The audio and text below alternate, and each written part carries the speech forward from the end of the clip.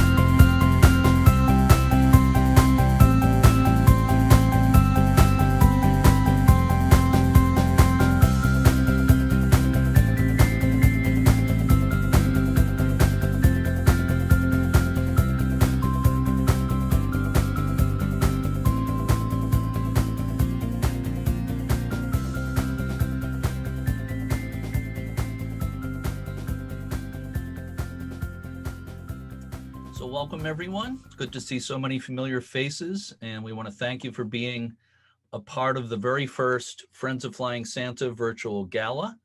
I'm Jeremy D'Entremont. Some of you might know me as the host of the U.S. Lighthouse Society podcast, Lighthearted. And today I'm wearing my Flying Santa hat as Vice President of Friends of Flying Santa, also wearing my U.S. Lighthouse Society hat. This event is co-sponsored by the Society. Some of you may have attended Friends of Flying Santa dinners at the Coast Guard station in Boston, or maybe you've come to one or more of our cruises. We've done many cruises over the years, also some bus tours. We sincerely appreciate your support. We hope to see you at live events in the future. For those of you who are unfamiliar with the Flying Santa and its connection to lighthouses, I'll just start by telling you it's a wonderful tradition that started in 1929. It's still very much alive today. It started mostly as a way to show gratitude to lighthouse keepers and their families. And today it's mainly a way of showing appreciation to Coast Guard personnel and their families. In a few minutes, I will give a presentation on Flying Santa history that'll fill in some of the details. And you can also learn more about the history at flyingsanta.org.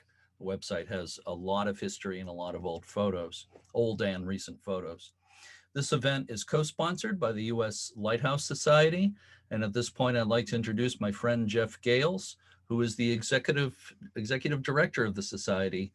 Glad you could be here tonight, Jeff. How you doing?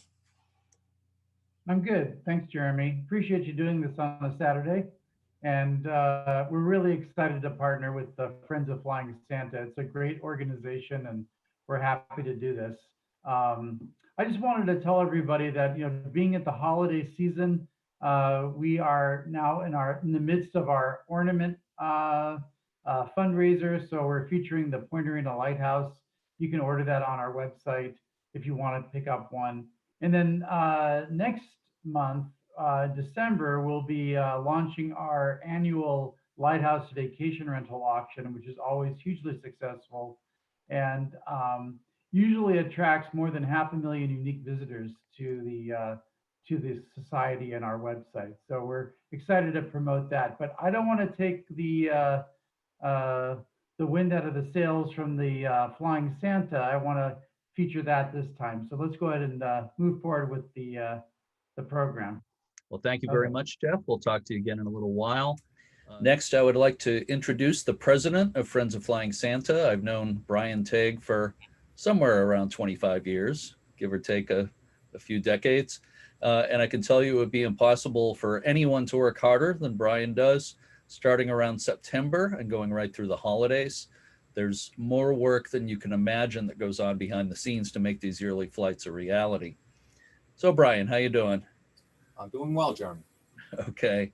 I know it's a busy time of year for you. So how are this year's flights shaping up? They're shaping up pretty well. We've done pretty well with our fundraising. Always can use more, but we've got enough to at least get us underway for our first few flights.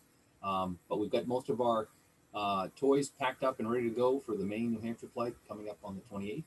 And other than that, we're just working around the clock to make sure all the logistics are falling into place. Okay, so I know this year is a little different for everybody. How are the flights different this year, the Flying Santa visits? We've got a lot of COVID restrictions that we have to be aware of. It's going to be more of a drive-up procedure. So we'll land the helicopter and get out, and Santa will stand at the end of the 6-foot table, and the families will drive by in their vehicles, and a crew member will hand off a bag of toys and gifts for the family. And, they'll be able to chat and see Santa, but there'll be no sitting on the lap and, family pictures with Santa. But it's just for this year. Things will be back to normal next year. Right. Well, it's still a thrill for the kids to see the helicopter coming in with Santa and to see Santa in the flesh. Yeah. Absolutely. The families were wondering if we'd be able to do it this year, and they're thrilled that the Flying Santa traditions is going to continue. In 91 years, we have to keep it going. Yeah, that's great. So what are the toys this year? Toys, we've got a mix of, we've got our annual stuffed animal that we get. This year is going to be a mountain goat. We've got some helicopters, some flip cars, some puppies that sing and spell and things like that. And we've got our always popular wind-up book series where the cars go around pages of the book and tell little stories. And cool. So yeah, we got quite a bit to give out, and I'm sure the kids will be happy with it. Excellent. So I got a two-part question for you. How long have you been involved, and why have you stayed committed to this program for so long?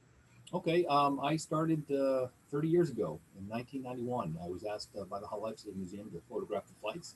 I was a lighthouse photographer and just kind of had experience with the Coast Guard, and I just thought it was a one-time opportunity, and kind of led to quite a bit more. And here I am 30 years later, and still enjoying it, and still involved because of I think the opportunity to do something for these Coast Guard families. They're often under-recognized, and I think this is a great way to give back at the holidays and show the Coast Guard families that the work they do is appreciated. Absolutely. So how can people help if they'd like to help the Friends of Flying Santa in some way? Well, main financial. That's it. Donations are what keeps us going. We're very fortunate to have the helicopters taken care of right now, but at some point, I'm sure down the road, we'll have to start footing the bill for those helicopters, and it'd be nice to have the money to be able to do that. And also for the toys. I mean, that's our single biggest expense is paying for over $15,000 worth of toys every year. So people want to help out. Financial donations. Also, when we get our cruises back up and running, they're welcome to come out and support us through a lighthouse cruise. Right. And people can donate through the website, right? Yes, flyingsanta.org. We have a donation page. They can pay by credit card, PayPal, or print out a form and pay by check. Right. It's not hard at all. So I have one more question for you. We are giving away a prize near the end of the event tonight. And I think I see the prize sitting behind you there. We'll be selecting a name at random. Can we get a good look at this guy? So that is a very special edition of one of the yearly Flying Santa animals, right? Yeah. Well, actually, the animal this year is like a mountain goat, right? But this is a special one. This was sent to us specially by the Stuffed Animal House up in Canada, just as a contribution to the program. So we're happy to give this away today. Does he have a name? For a good home. Okay. Does he have a name? No, that's up to whoever wins it. Okay, all right. We'll let them name. All right. So thank you so much, Brian. We have some very special guests tonight. We've asked the speakers to keep their remarks to no more than 5 minutes. If you hear sleigh bells, that means the next speaker is arriving by sleigh. Yeah, there we go. And you need to wrap it up. And if you find the sleigh bells annoying, please know that it was all Brian's idea. I had nothing to do with it. So at this point, I'm going to give a presentation on Flying Santa history, which will last approximately 15 minutes, and then we'll have some more special guests. So let's get into my presentation here. These film clips you're seeing right now, the aerial views were taken during the Edward Rowe Snow era, but mainly by Edward Rowe Snow himself during some of the flights over the New England lighthouses. And I'm going to start my presentation at the beginning. It's always a good place to start with the Winkapaw years, the Captain William H. Winkapaw years. This is Captain William H. Winkapaw, aviator, adventurer, and founder of the Flying Santa program. He was born in 1885. He was a native of Friendship, Maine, in the mid-coast, and he was nicknamed Captain before he ever flew a plane because he sailed coasting vessels and yachts. He started flying in 1911. He was a civilian instructor during World War I, and after the war, he started flying seaplanes out of New York. He then returned to Maine. He flew mostly amphibious airplanes. He often flew sick and injured islanders in the Penobscot Bay region to medical facilities, and he saved many lives. Excuse me, as he flew mostly amphibious airplane.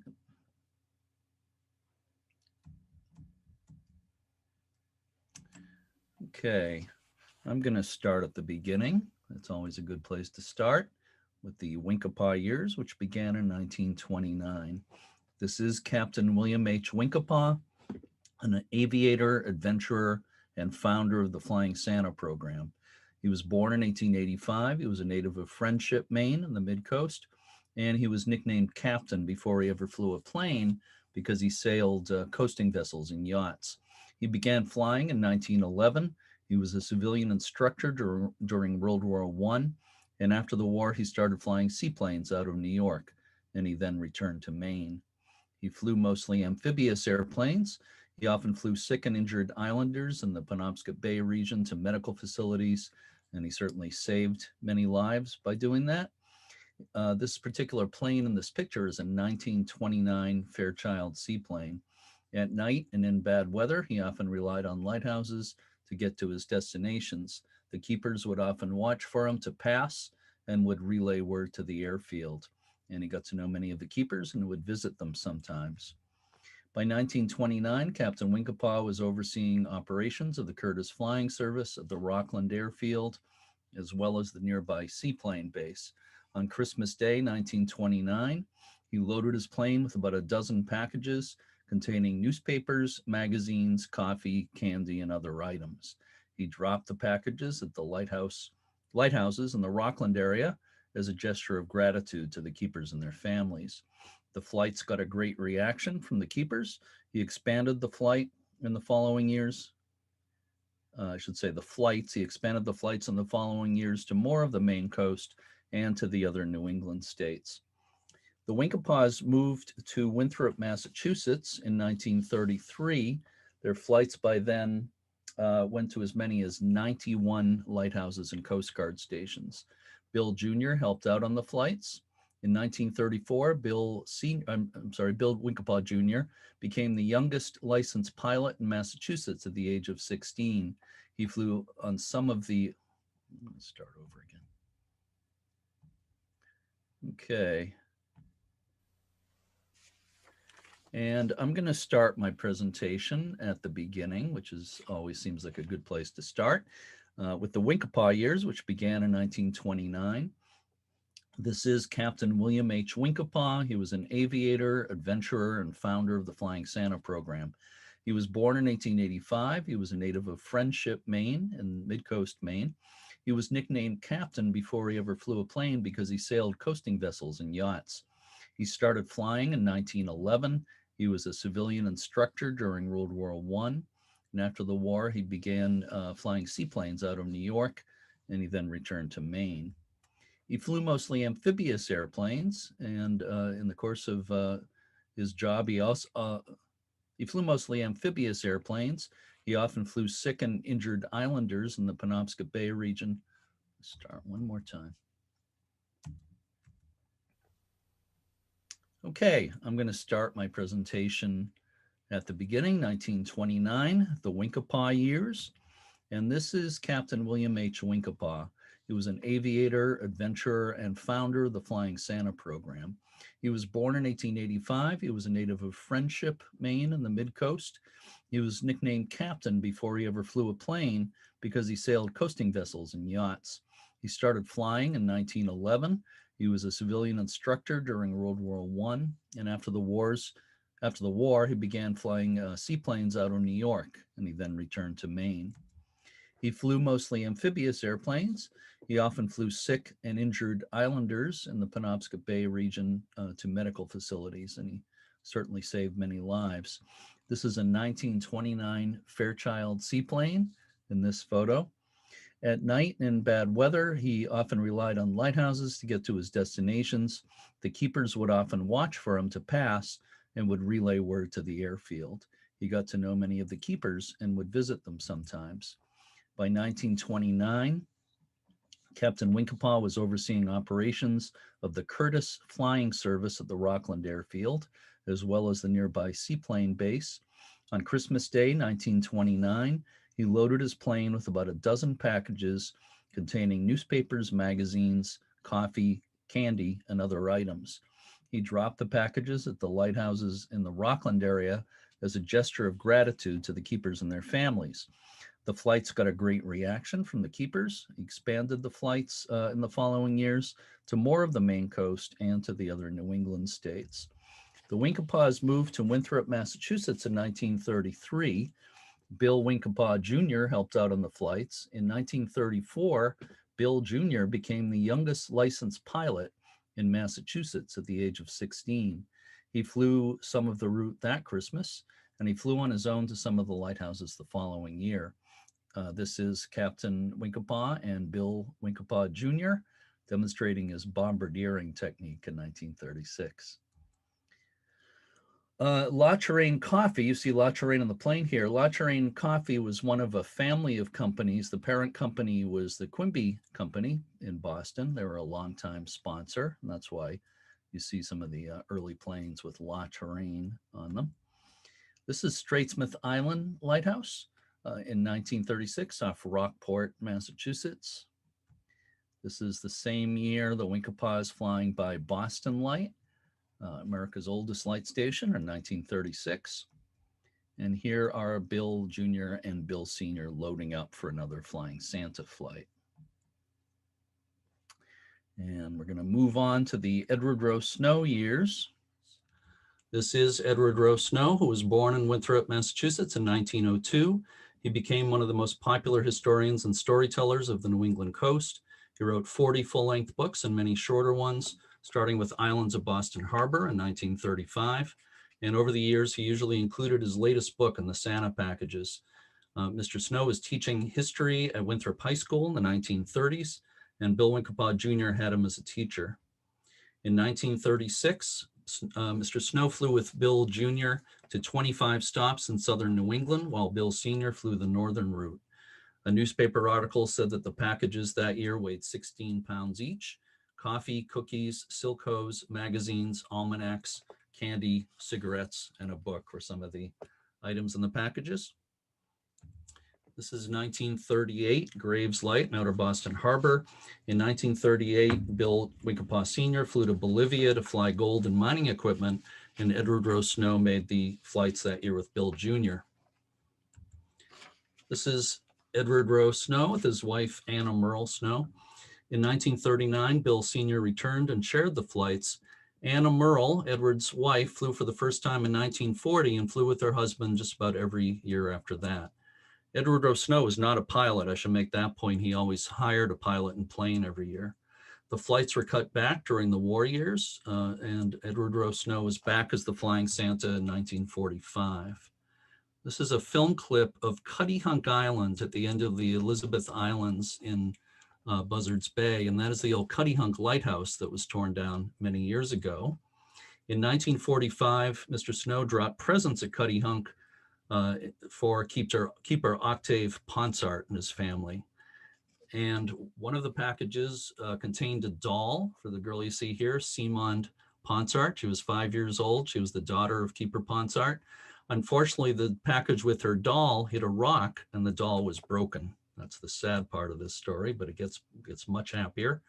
The next year, well, in the meantime, before the next Christmas season, the Ponsart family moved from Cuttyhunk Lighthouse to West Chop Lighthouse on Martha's Vineyard. So the following year, Edward Rowe Snow hired a helicopter for the first time to do that year's flight, so he could actually land and hand a new doll to little Seamond. And here are some photos of Edward Rowe Snow as the Santa with Seamond there and her parents, Keeper Ponsart and his wife. The one on the lower right, I think, was taken another maybe year or two later. He came back and visited there more times after that. This is Captain Winkapaw again, and this is another very sad part of the story. On July 16th, 1947, Bill Winkapaw suffered a heart attack shortly after taking off from Rockland Harbor. His Cub cruiser seaplane plunged into the harbor. He and his 20-year-old passenger both died. Winkapaw was 62. A memorial service was attended by lighthouse keepers, their families, and representatives of the Coast Guard, Army, and Navy. This is 1947, classic Flying Santa picture at Boston Light. During his main flight as Santa in 1947, Edward Rowe Snow dropped a wreath in Rockland Harbor in memory of Captain Winkapaw. That year, Mr. Snow visited 176 lighthouses from Canada to Florida. This is Edward and Anna Merle and their daughter Dolly in their basement in Marshfield, Mass. The Snows moved from Winthrop, Mass to Marshfield on the South Shore about 1950. And we'll talk more about this kind of thing with Dolly in a little while. This is Sankaty Headlight in Nantucket. This picture was in Life magazine in 1951. Edward O. Snow always included a self-addressed postcard in the packages so the keepers could write to him and let him know that he got their packages. As you can see, this one, I'm not sure of the year, but it was from a Coast Guardsman stationed at Mount Desert Rock Light Station. You see the video taken by Edward O. Snow there on the left. One of the most remote light stations in America, more than 20 miles offshore. And if you read it, he says that the package was found in February in a crevice between the rocks, but they dried it out. Nearly everything in it was usable and readable. And he compliments whoever packed it. So he definitely got some interesting responses. Yes, Dolly. 1948. I've got the other side of the postcard. Okay, thank you. Okay. 1948. Thanks. I'll remember that next time. And this is a really interesting story. This is also 1948. That's Whaleback Lighthouse in Kittery, Maine in the picture. And in December 48, Edward Rowe Snow dropped a bundle from a plane for the keepers at Whaleback, but the first drop was too far for the keepers to recover. 3 weeks later, a man walking on a beach in Sandwich on Cape Cod found the package 90 miles from where it had been dropped. Years later, the man still had the book that was in the packages, Edward Rowe Snow's Storms and Shipwrecks of New England. And there's the family again, circa 1960s. I don't know if you can place it more exactly, Dolly, but somewhere in the 1960s. And I'm going to play a brief newsreel here. This is really quick from 1959, and I hope you'll be able to hear it. It was the day before Christmas when the New England coast awaited Ed Snow, who was taking his post as the Santa he'd played for 25 years, each and every December as Yuletide came near. Could you hear that? Yes. Oh, good. That was Boston Light in that clip, and this is also Boston Light. And the house that was in the video and that you see here is an old duplex house that was demolished in the early 60s. So it's not there anymore. But there you see some Coast Guard keepers and one of them holding the package over his head. This is 1958, this photo. And here is Edward Rowe Snow about to drop a package at Sankaty Headlight on Nantucket. And if you look closely, you see his wife Anna Merle's hand behind him holding that window open so he could throw the package. And that plexiglass window is made especially for the Santa flights. And Friends of Flying Santa actually owns that window. It was donated to the organization some years ago. So it's one of the artifacts in the Flying Santa archives. This is Edward and Anna Merle, probably sometime in the 1970s. And moving on to the Hull Lifesaving Museum years. Edward Rowe Snow suffered a stroke in 1981. He was not able to fly that year. The director of the Hull Lifesaving Museum, just south of Boston, approached Anna Merle Snow and asked if she would mind if the museum carried out that year's flights. And of course, she agreed. So in a small ceremony at Logan Airport, Edward Rowe Snow's Santa suit and hat were presented to Ed McCabe of the Hull Lifesaving Museum. That's, of course, Anna Merle and Dolly on the right. And here is Santa Ed McCabe with a helicopter pilot. That year, first year the museum was involved, they flew to over 20 lighthouses from West Quoddy Head in Maine down to Rhode Island. There's a story about Ed McCabe's black beard. Kids would ask why Santa's beard was black, and they would always be told that Santa's beard doesn't turn white until Christmas Eve. Edward Rowe Snow passed away in 1982. The flights were cut back to about 15 lighthouses in the 80s as the lights were being automated and the keepers were being removed. But since then, they've expanded to visit many Coast Guard stations and some lighthouses run by civilian organizations. By 1997, the Flying Santa program had outgrown its position within the museum. A small group of volunteers banded together to form the Friends of Flying Santa Incorporated. And this is Annisquam Light. So most of the pictures you see over the years in the last 30 years from the Flying Santa flights were taken by Brian Tague. This is Annisquam Light in Gloucester, and Boston Light again, the greeting in the snow there. And this is Warwick Light in Rhode Island. Some of the families, personnel and families from CEU Providence, Civil Engineering Unit, Providence, Rhode Island. This is Santa Dave Waldrop at Annisquam Light in Gloucester. Dave is a retired Coast Guard warrant officer who has played Santa quite a few times.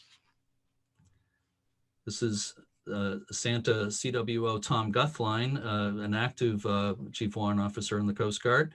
First flew in 1997. He had been the executive petty officer at Station Gloucester, and he and his family were living at Annisquam Lighthouse and were visited by the Flying Santa, and he decided to become involved, and he's done a number of the flights.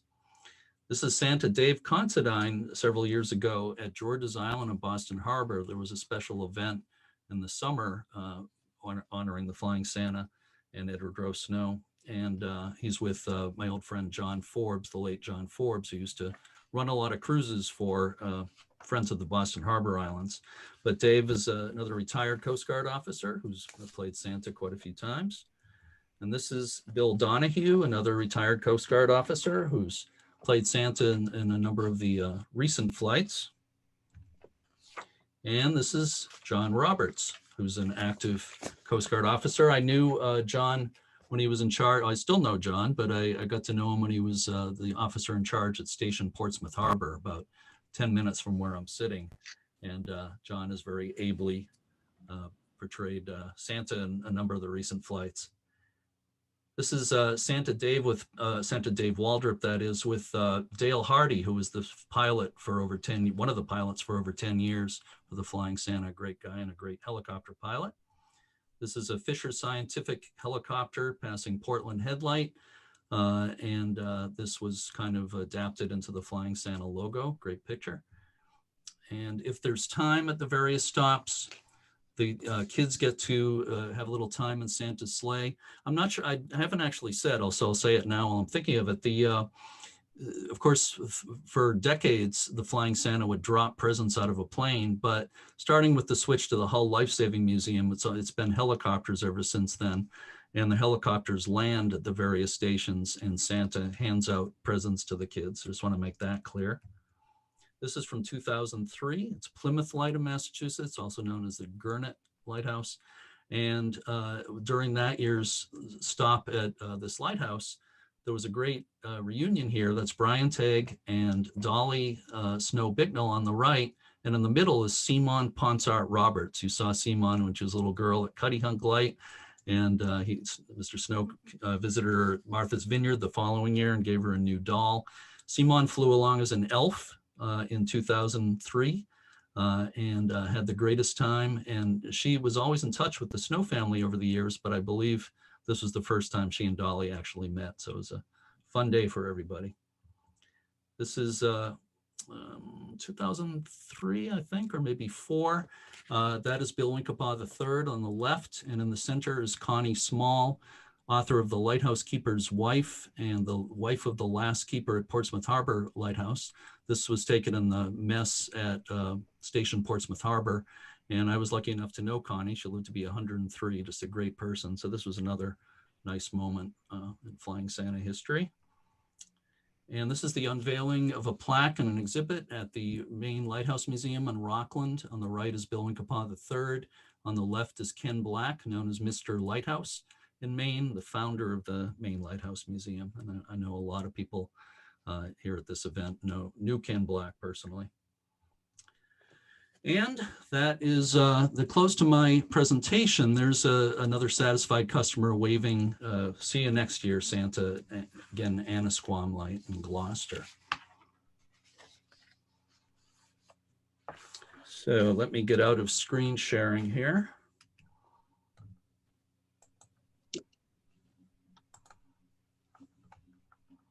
Stop share. There's a lot of buttons to click. Okay. All right. Give me a moment here.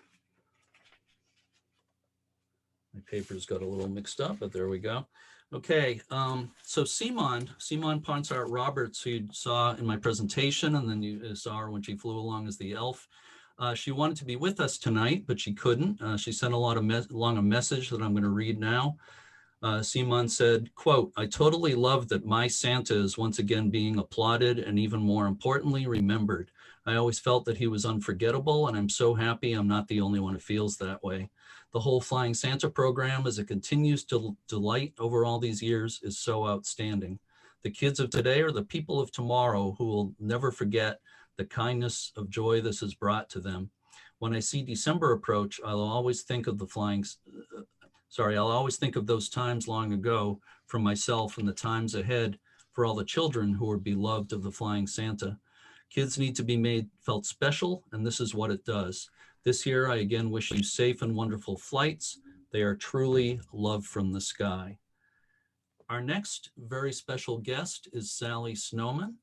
And I think most of you know who Sally is, but for anyone who might not, I think lighthouse buffs pretty much know who Sally is, but Sally is the keeper of America's oldest light station, Boston Light. She's the only woman keeper in the history of Boston Light, which goes back more than 300 years, and the only official lighthouse keeper in the United States today still employed by the federal government. Sally is also on the board of directors of Friends of Flying Santa. Hi, Sally. How you doing? Good Hi, evening. Hello. Hey. Oh, Nice it's so exciting to be a part of this. Thank you for the invitation. And I've been involved with the Flying Santa for 25 years. And the first experience I had on Boston Light with Jay too, is before I got put on the Coast Guard payroll in 2003, Jay and I began being assistant keepers out at the light. And our first experience with Flying Santa was in 1995. The photo that had Boston Light with the snowfall and Merry Christmas, Jay and I were the ones that shoveled that out to do that. So it was great to see Cool. that. And then as I went onto the payroll, that was great because now I didn't have to schedule the duty to be there when Flying Santa came to the island because I was a keeper. I could be there. One of the last times that's recorded of children being on Boston Light to greet Flying Santa was in 2001. There was a third class MK engineer that brought his two children out for the day. And so the children since that time and a little before that were just the keepers that were on the island as we are children, as grown-up children. And then we've been having Flying Santa come to visit us. The last year they were able to come was in 2017. And being the keeper and having Santa come, it was like the first time every time. It was just so exciting to watch the helicopter coming along and hearing the whoop, whoop, whoop, whoop, whoop. And when there's snow on the ground, to make sure that we're undercover so we don't get blinded by it. And then have them come into the house, and we'd have cookies for them, and they'd have the gift for the house, and we'd put it under the Christmas tree.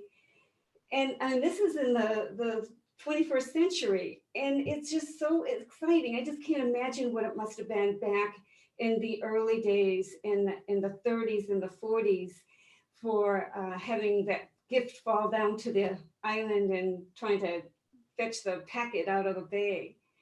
So it's been a pleasure to be on the board of Flying Santa, and having had the years that I had, and actually experiencing the helicopter landing on Little Booster Island. It's something that I'll never forget. So thank you again for inviting me. Oh, you're so welcome. Thank you. Thank you very much, Sally. You know, there's so many great moments, Flying Santa moments connected with Boston Light over the years. And I know that because Edward Rose Snow lived in Winthrop, Massachusetts, right on Boston Harbor, that he would sometimes visit Boston Light. And there's actually a film clip from, I think, the mid 60s with you, Dolly, and your father going ashore at Boston Light when Ken Black was there. He's in the clip on the pier. So maybe we can talk about a little bit more about that in a little while. But you could probably do a book on the history of Flying Santa and Boston Light. Sally's written 2 books about the history of Boston Light. They're really excellent, that I recommend very highly. So there he is. There's Bob. I hadn't seen you. Now I see you, Bob. Next, I'd like to introduce my good friend, Bob Trapani Jr., who's the Executive Director of the American Lighthouse Foundation. Many of you know Bob as a lighthouse preservationist, but he's also an amazing photographer. Any of you who follow him on Facebook or Instagram know that. And he's got a new book that's just come out called Rockland Breakwater, A Journey Through the Seasons. And you can learn about that and some of Bob's other projects at momentsinmaine.com. Anyway, Bob, it's great to have you here tonight. How's it going? Oh, it's going well, Jeremy. Great to be here. So you've actually seen the Flying Santa in action over the years in Rockland, is that right? I have, and I think before I just go into that a second, I think I'd just give you some random thoughts about some of this history here, if you don't care. You know, I think when you look at this whole thing with the Flying Santa, lighthouses were about service, they were about dedication. There was a little bit of tragedy, there was a little bit of heroism, but there was very little heartwarming. And I think this tradition is probably, in my opinion, the most heartwarming aspect of lighthouses from that 1929 period on, that you can't find anywhere else in lighthouse history. You know, in reading about this through the years, as many people have, I think this really had an impact on the offshore lights, the families who had these offshore lights and couldn't get back to shore, couldn't get to the mainland. Sometimes couldn't, come November, couldn't get off that light for weeks at a time, maybe not even got Thanksgiving dinner or got their Christmas, supplies for dinner. So having Flying Santa come over was something to greatly look forward to, helped them, kind of segment through the winter. I think that was awesome. I think too, I read where one keeper's family said that their children, it was the first time they saw an airplane. And, you really think about this in the 30s, that's really kind of cool. You think about that from just even from a cultural standpoint. And then, the other thing is all of us have very fond memories. So you think about these keepers' families. Well, some of our memories were exciting. Some of our memories were adventurous. But this one, I think, just touched the hearts of people. And I think that's what etched the Flying Santa in the minds of so many people, which I think is really cool. And so when I look at it today, you have that same element of sacrifice and dedication that the Lighthouse Service had, that the U.S. Coast Guard and their families have. And I think what the Friends of Flying Santa and Brian and what has done is been able to connect. Lighthouses are a big part of the Coast Guard history. I know lighthouses are sort of taking a backseat anymore in the 21st century, but they're always going to be a part of the Coast Guard heritage. And to see the Coast Guard connected to this tradition, even unto today, it's just amazing. So I think we're all kids at heart, and to be able to watch these events in person and see the excitement, of course, the little ones are just bonkers out of their mind about the excitement. But, I think mom and dads are just as much as excited to watch all of that. So it's been a pleasure. I did have something that I did want to read to you guys. That it was from the Christian Science Monitor in December 16th, 1936. And I'm just going to quote a couple paragraphs here. It said, quote, "Some amusing experiences have marked the lighthouse flight in the past years. On the 1933 hop, a bundle was dropped at a light near Ipswich, Massachusetts. The keeper was away as the plane swept down out of the wintry sky. He had left his garage door open, and the bundle found its way into the garage and was waiting for the keeper on his return. In 1934, a bundle that was marked for the station at Cape Elizabeth, Maine, landed squarely on the fender of a Model T Ford, carrying away the fender, but doing no damage to the securely wrapped bundle. And lastly, it says, last year, a bundle carried away a small picket fence at Monhegan Island. The keeper there wrote to Captain Bill saying he was leaving the fence in the same condition because, quote, all the children on the island know that Santa Claus had a small accident with a present when he arrived. So I thought that was pretty cool. And those are the kind of memories that make this whole tradition amazing.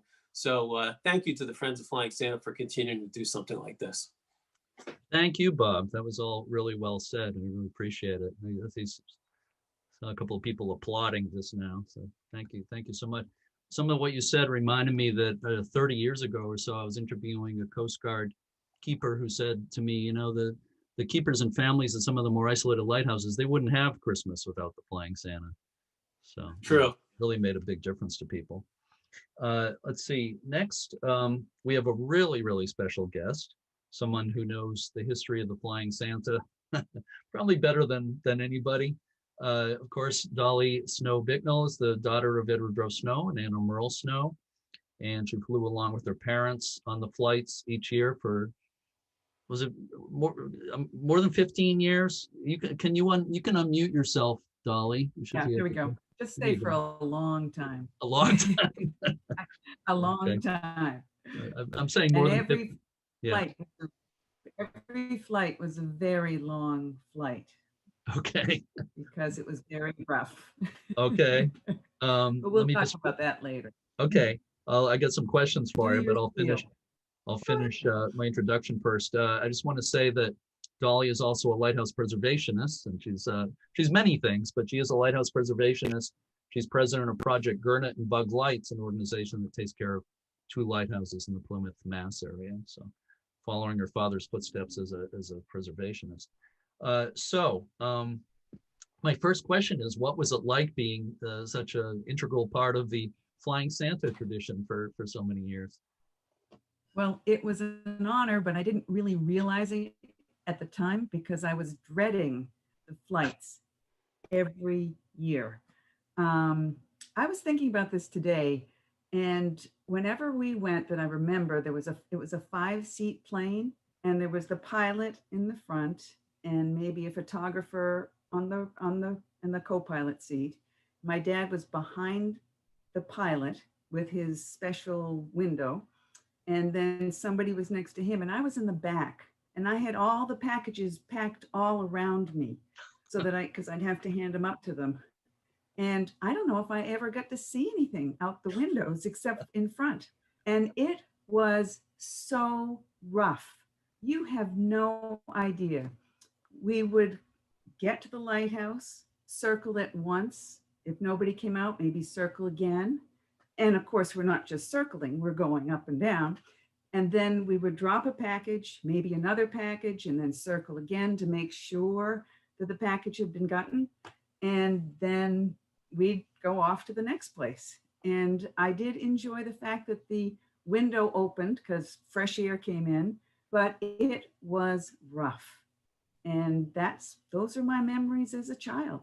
I was so glad when we'd land at Rockland, Maine, because that's where our relatives were, and I could get out and I could get some air, not be sick. It was quite a challenge. And having been fortunate enough now to have gone on the helicopter, the very first time I went and I got a call from Brian saying we need an elf, and I went, oh, yay. Oh, no. What's it going to be like? And Evan was the pilot, and it was magic. Yeah. It was so smooth. He was such a great pilot. And I remember telling him it was like a magic carpet ride. And the difference is amazing. It's also wonderful to be able to interact with the kids. I mean, we'd drop packages and then we'd see them holding the packages up and saying thank you, but that was about it. And then we did have the cards that they sent back that my dad had put in there. And I do have a list of things that were in the packages. And I actually have found some of the things that from the past when you get to that part. Okay. We got some So show and tell. yeah, we've got show and tell if you're ready. Sure, we can do that But now. You want? do you want to talk about the ping pong table? I Because at Christmas do. time, that's what Shall I ask you the rest of the questions I'd like to ask, and then we'll get to the show and tell? Why don't you do that? Go Okay. ahead. All right. Ask your question. I was wondering, why do you think your father kept the flights going for so long? What did they mean to him? What was so special for him? Well, all his direct ancestors were sea captains on both sides of his family. And I think that that's perhaps why he was so interested. And he had such respect for the lighthouse keepers who, told ships where to go. And the lighthouse keepers really interested him. And he realized that this was a very special thing. As I said, I have some of these cards that I can read to you later on, unless Brian does the sleigh bells. You haven't done that yet, Brian, have you? No, we're a little bit ahead of schedule, so we haven't resorted to, I don't think we'll be resorting to the sleigh bells anytime soon.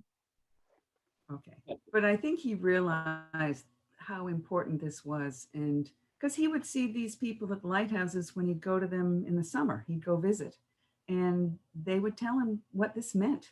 And by the way, Bob Trapani, that was magnificent.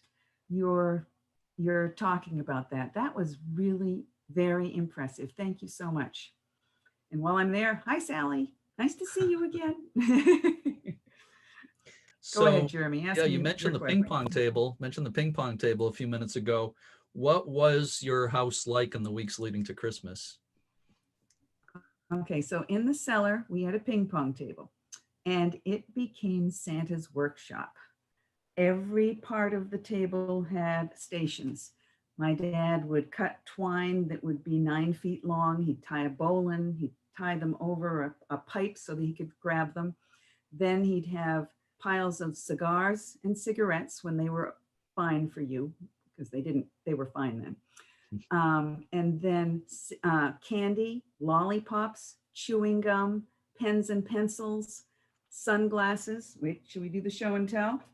So, sunglasses. Look at these. Those are crazy, huh? Those are actually from those yes. days? Yes. And then this is actually what they were in. Wow. A little thing to keep them from, look at that. Wow. Isn't that something? And he had, in the later years, he had these pens that said, Edward Rowe Snow, Flying Santa, 1968, this one says. So where are we now? Chewing gum, pens and pencils, sunglasses, balloons. And here's some of the balloons from the past. This was my favorite because it would get to be like 6 feet long. Wow. But all sorts of things like that. And then they had Gillette razor blades. Look at these. Does everybody remember when we had these? Yeah, they're dangerous. Yeah. There we go. Yeah, and then later on there was maybe this one. And then there were paperback books. This is Ellery Queen, Death Spins the Platter. Okay.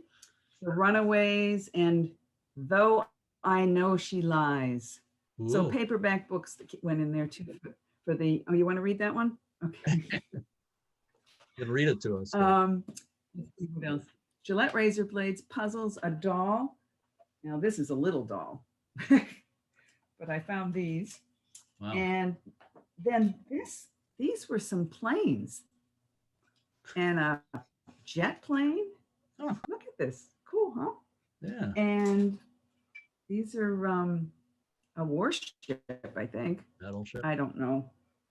Battleship or of maybe the some Titanic. I'm not sort. sure. That looks like an ocean liner. And these are Yeah. metal. These are metal. Wow. So always a copy of his latest book.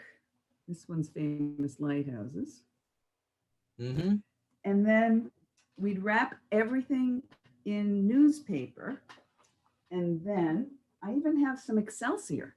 This is what Oh, they wow. wrap everything else in. It's like, I don't know what it is. It's like hay. And that was for padding and for buoyancy in case of a less than direct hit, which unfortunately happened quite a bit. And then at the end, the packages were marked by my dad with S for stag, D for doll, F for family, and sometimes dog in case they put in Gainsburgers or something like that.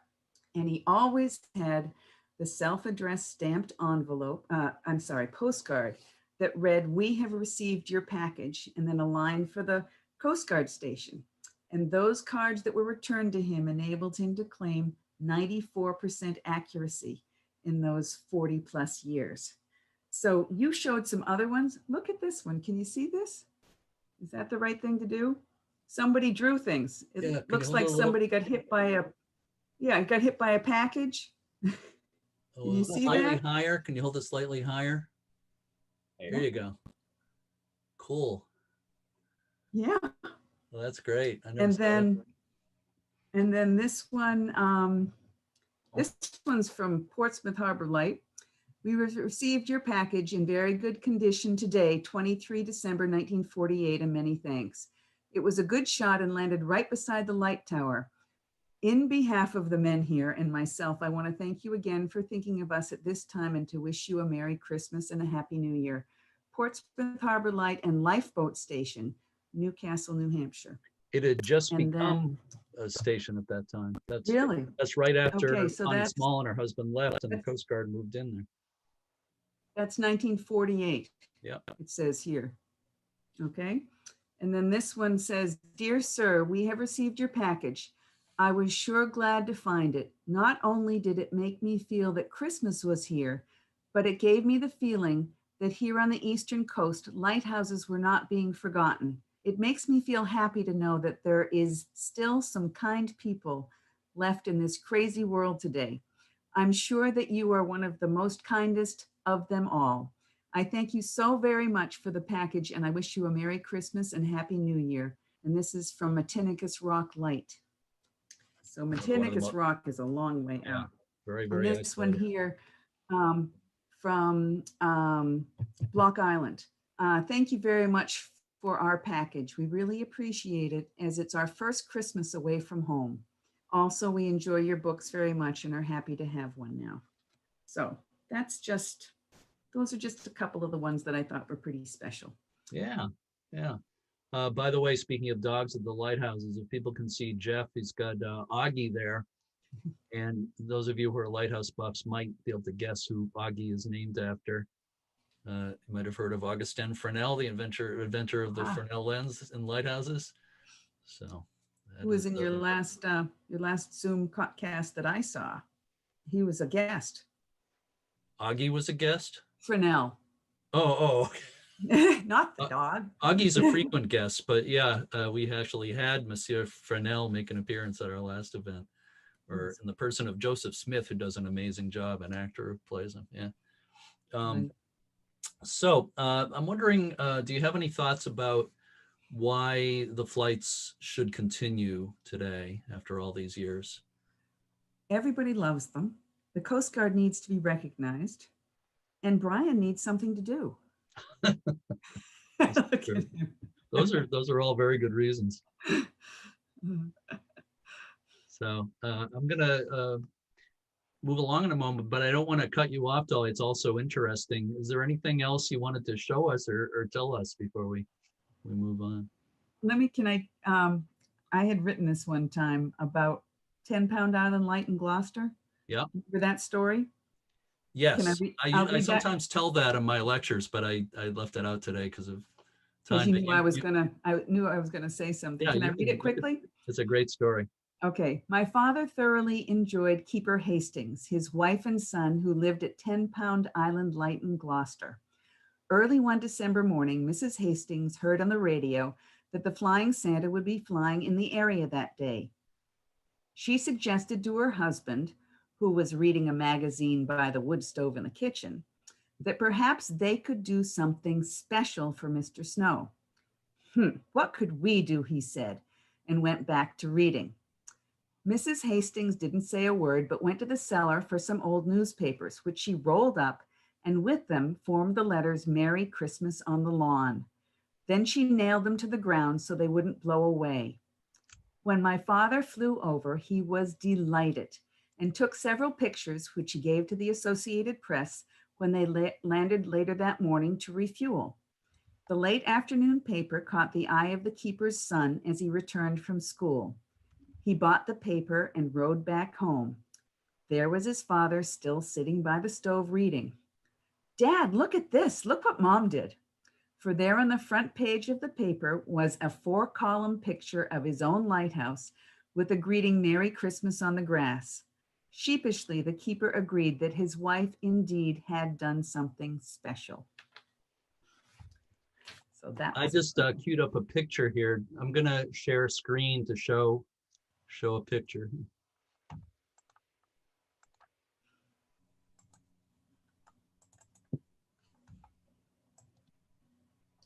Is that it? Oh, that's great. That's it. Oh, she That's did a good 10 Pound job. Yeah. That's a lot of newspapers. Yeah. And also, I'll just mention for some of you know, if you're familiar with 10-Pound Island today, all that's left is the lighthouse and a little oil house. All those other buildings were torn down, sadly. Not too long after that, actually. Okay. And one last thing is my dad loved all the signs, which is why when Flying Santa had gone to Gurnett in the past, I tried to always make something out of tennis balls that said Hi Santa or Ho Ho Ho or something. But I remember one time, and I do remember this, flying over Curtis Island Light, and there was a sign and everybody looked. My mother, my dad, I did, and the pilot did. And all of a sudden, the pilot went, oh, Mount Batty. He was so interested that he had forgotten that there was a mountain there. Good thing you remembered.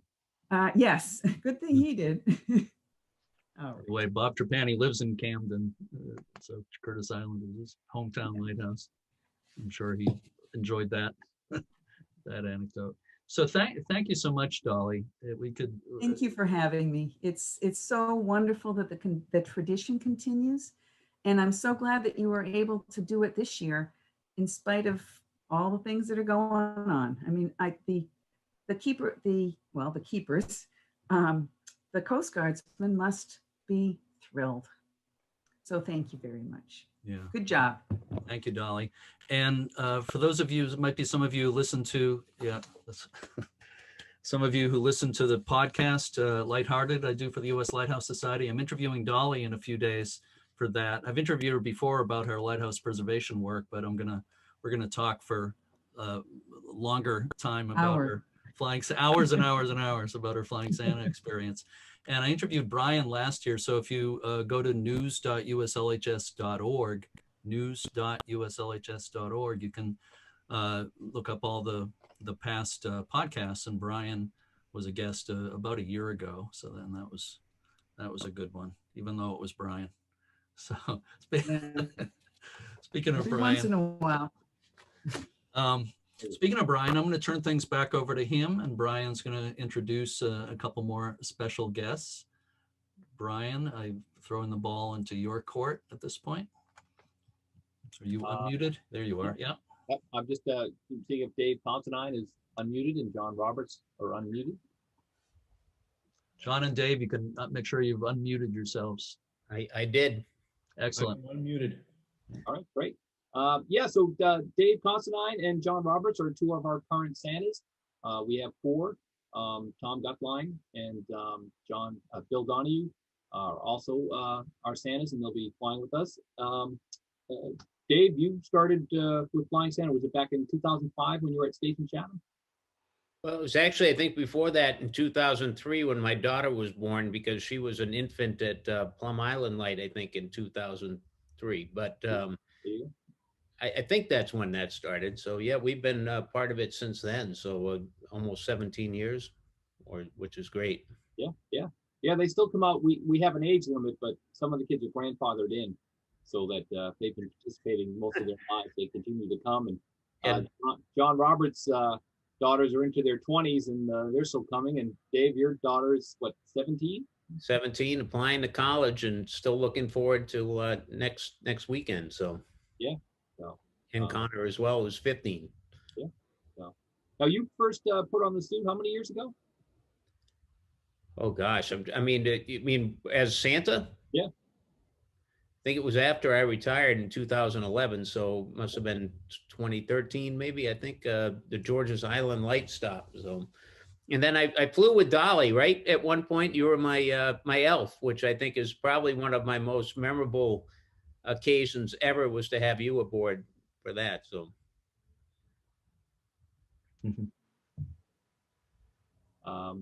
Sorry, I just I must have accidentally called someone in the Coast Guard, and they just texted me that I've been talking to other people while on the phone with them. So well, the working on the flights is a 24-hour job, right? Yeah. No, this time of year I get about 5 hours of sleep a night. So it's excuse me if I'm a little out of sorts, but we've got about 600 toys going out this week to restocking points along the route. So as soon as you wake up in the morning, the gears start turning and you're up for the day. But Dave, you've done a great job as Santa, and I remember your son was a little skeptical one year and came up to you at the beginning of the stop at Merrimack and said, "Daddy." Yeah, he said, "Is that my daddy?" And I said, "Of course not." Ho, ho, ho, ho, ho. And so he bought it. He didn't think it was me after that. But I think if I have 2 seconds to say anything to everyone that's on board, is that Brian Tagg has done an amazing job, and he does not take any pay for this. He does not even take a stipend, and he does all of this behind the scenes for nothing. So if anybody deserves a big round of applause, it's Brian. And if people want to unmute yourselves for a minute here, you can do that for this occasion. Hey. You're here. Amazing, Brian. Yay, Brian. Well done. There you go. Thank you, Brian. Brian, how can we? Nancy's in the next room over, and she's clapping as well. So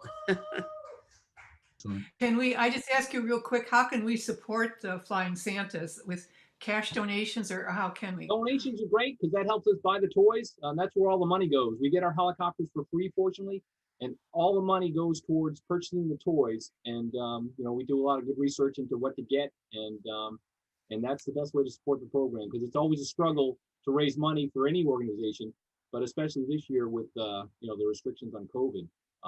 Financial donations, no matter how small, are greatly appreciated. It all adds up in the end. Well, so how? Do we give to the U.S. Lighthouse Society, or do we donate specifically to the FlyingSanta.org. If you go to our website, there's a donation page, and you can either pay by credit card or PayPal, or print out a form and send a check. Okay. Okay. I'm just going to ask everybody if you could mute your microphones again. So except for John Roberts and Dave Considine and Brian, if you want to continue your conversation. Okay. Thank you for the recognition. I appreciate that. Thank you, folks. And I will tell you, it's very hard to be a Santa with Brian, because he spends the entire day primping your beard so that you are absolutely perfect when you get out of that helicopter. And it's a lot of work during that flight day as well. Plus, he's taking pictures the whole time. So yeah. That is 100% correct. He is a Santa handler. There's no question. And they can't stop to make a stop. And they can't drink much. They can eat cookies, but Santa's wearing that suit from the get-go. Yeah. And the other thing think about what I just said. as a Santa is to thank all the people on every stop, because when you have a stop, and one of my most memorable is actually at the Rockland Lighthouse Museum.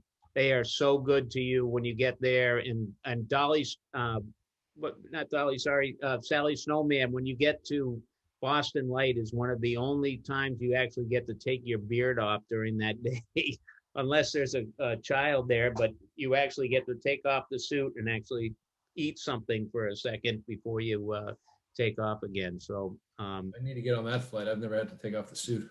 No, we don't do that anymore. You got to stay in character the whole day. Yes, sir. that was great to be able to stop at Boston Light and take off your beard and sit down for a second. So That's when we ran behind schedule. Like I said, a handler. Yeah. And have Sally's cookies. Were Sally's cookies the best ever? Yeah, very good cookies. Yeah. Although one year mine disappeared somewhere along the way, and I still haven't found out who took them. But I need it on the badge, Sally. Could have been, it could have been one of my grandsons, because they have gotten to be, and my daughter has gotten to be an elf, and both my grandsons. And I think that's probably where one of the cookies went. They Brian. respect me. They wouldn't do that. So are you, Oh, hey, all right. So let's say a little bit about John Roberts. John, yeah, been a Santa for what, about 3-4 years now? 2017, I got called up to the big leagues, Brian. This is my fourth year. That's the first year I met Dolly. A little backstory. I mean, I've been doing this since 2003. It was the first time that I met Flying Santa and saw firsthand the logistical genius of Brian Tagg. I was the XO at Station Point Judith down in Narragansett, Rhode Island, and Santa landed and was handing out gifts. And at the end of the whole thing, there was a little boy, and I'm looking at him, and I'm looking at Brian, and I, the XO, had forgot a name, and I was panicked. I was grabbing things off my desk. I was going to give the kid a stapler, and his pulse just stayed perfect. And he went right out to the helicopter and said, "Of course we have his gift. It's just, I'll be right back." And he came right out of the helicopter, had a gift for the kid. He was absolutely ecstatic. And I was hooked. My kids have been participating since then, and they're 23 and 21. And they're pretty stoked about December 6th at Station Gloucester. So like you said, some kids get grandfathered. I ask every year because I don't want to get in the way with money and giving it to a 23-year-old kid. But we have every little stuffed animal stacked up from 2003 to present day. Every Christmas, that's part of decorating the house. So it's pretty fantastic. For me, probably two of the biggest things were the connection with you, Dolly, which I didn't even know until about 2005. My father gave me a book, and it was the first book that my grandfather had purchased when he came back from World War II. Was your father's? It's a first edition of your father's The Lighthouses of New England, and he signed it over to me, given our participation. And secondly, what absolutely got me hooked was in 2011, I was finishing my tour at Portsmouth Harbor Light, where I had met Jeremy, and I was headed over to Iraq and Bahrain for a year. And while I was there, somehow Flying Santa figured out how to get gifts to my kids when my feet were in the sand. So I was absolutely hooked, and we've been a part of it ever since. So when I got called up to the bigs in 2017, I was absolutely beside myself. So there you go. Yeah, you've done a great job, John. All the Santas bring their own personality, and you can't pick a favorite because they all do very well with it. And we just think it's neat that we can continue the tradition with Coast Guard personnel. Who better to be able to enjoy the opportunity of experiencing this than active duty and retired Coast Guard personnel, and we're happy to have them. We have Dave Waltrip, who started the tradition back in the early 90s, and Dave did fantastic for a number of years. He knew a lot of the crew members and a lot of the kids, and so we're just thrilled to have Coast Guard personnel putting the seat on for our okay. So Brian, do you feel that this conversation is at an end, so we can, or do you want to have any other things you want? I'm not pushing anything here. We're actually ahead of schedule, but Yeah, one thing I would like to mention, and it kind of gets overlooked a lot because they don't ask for attention, it's the helicopter sponsors. We've got JBI Helicopters that's doing the main flight this year. We've got Tuckamore Aviation that's doing the Massachusetts flight. And we've got Stuart Auerbach who's doing the New York, Connecticut, Rhode Island flight. And a lot of these folks were introduced to us by Evan Weil, who's one of our longtime pilots. And they do it for free. The fuel, the pilots, everything for free. And they come along and they say it's the best day of flying all year because they have so much fun doing it and seeing how much the Coast Guard families appreciate it. So I can't say enough for the helicopter pilots and the sponsors for what they do for this program, because I know with Mr. Snow, he had to pay for these charters, and that was thousands of dollars. And for us to be so fortunate. The insurance. Yes, the insurance, yeah. The insurance is not good. Yeah, so it's we've just been really fortunate, and to have folks like JBI, Ray Newcomb, that since 2007, he's been supplying us a helicopter. It's just they don't want any recognition. They don't even ask for a tax write-off. They're happy to do it, and we've been very fortunate with our helicopters. I'm glad you mentioned that helicopters and pilots. That's such a very, very important part of the whole thing. I just want to mention before we move on that I flew with the Flying Santa for the Massachusetts flight several years ago. And I'll tell you, I did nothing except sit in the back of the helicopter and get in and out at the stops, but I was completely exhausted at the end of the day.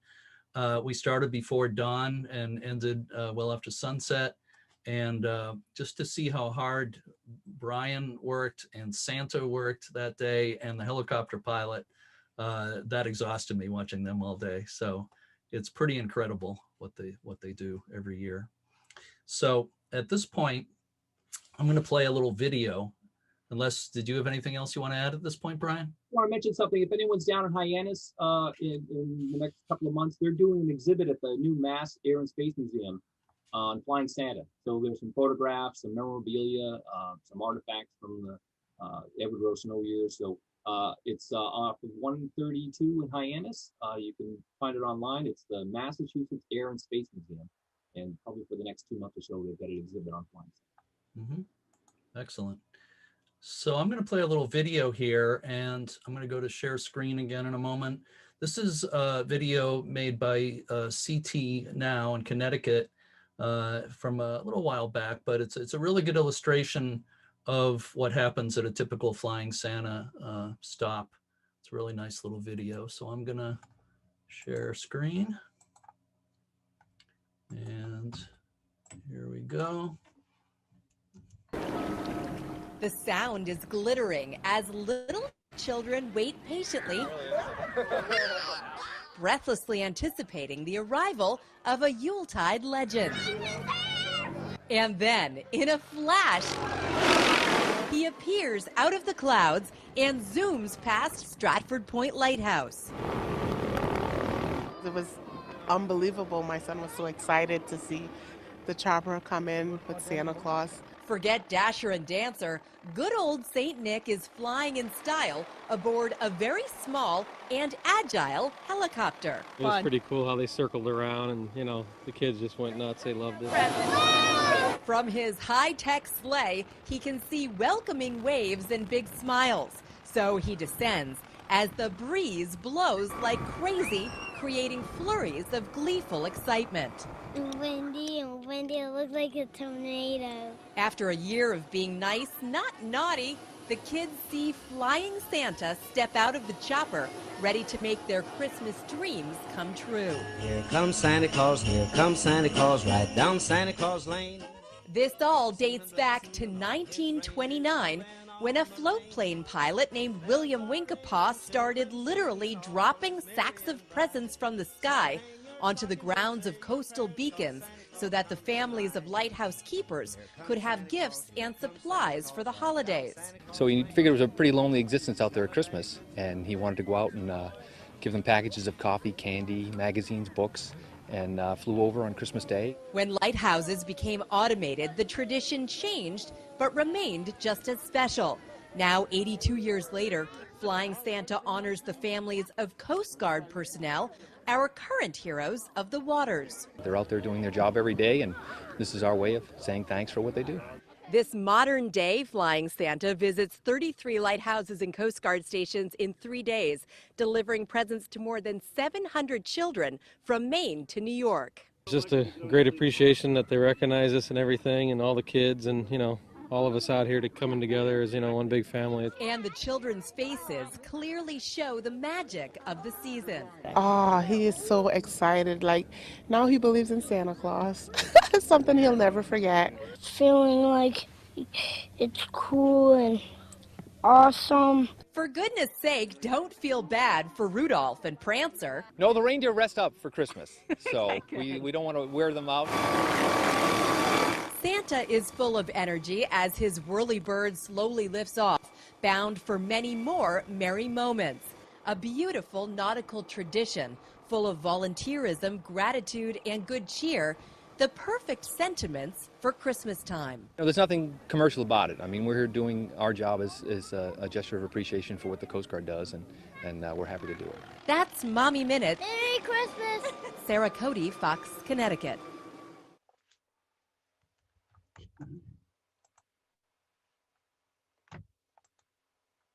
Oops. Okay.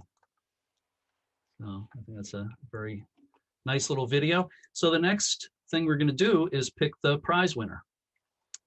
And I would tell you to get your raffle tickets ready, but we're not doing that. So like I said, I've discovered a fun way of doing this. And I'm going to go back to share screen.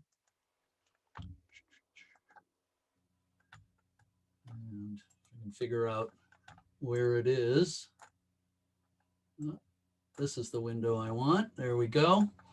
And this, believe it or not, this wheel has the names of every single person who registered for this event, unless anybody registered after 8 o'clock, after 7 o'clock, I should say. But everybody who registered before the event started, their names are here. I know you can't read them, but believe me, they're all there. So I'm going to spin this wheel and it's going to randomly select somebody. So here we go.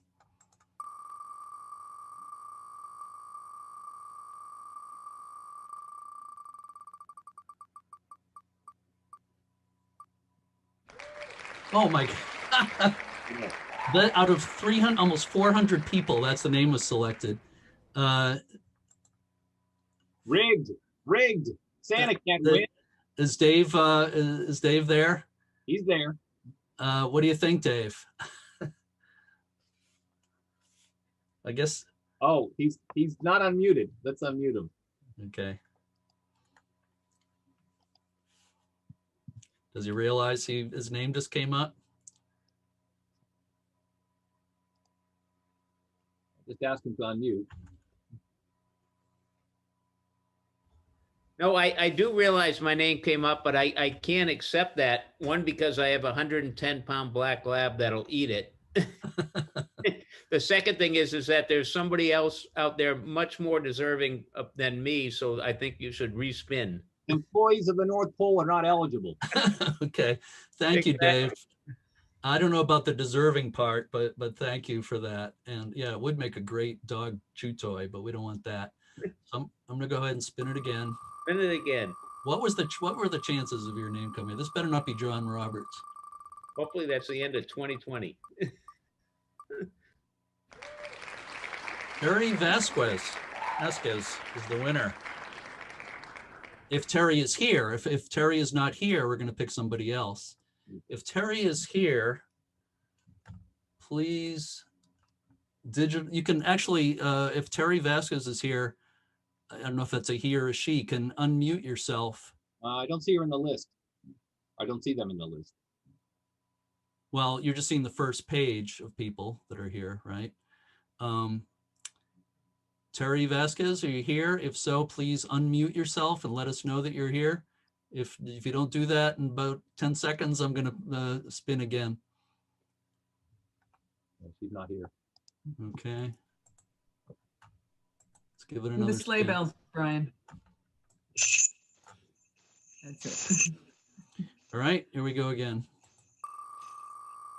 Third time's the charm.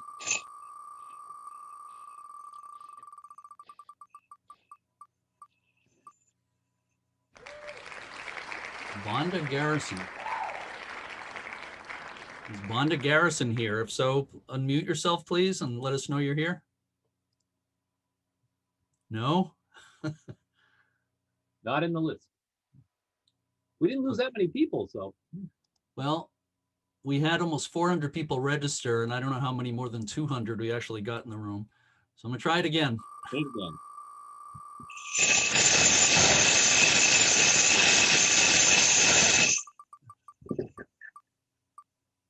Okay. Victoria Duffy. Victoria Duffy here. If Victoria Duffy is here, please unmute yourself and tell us you're here. She is not on the list. Okay. No? All right, here we go.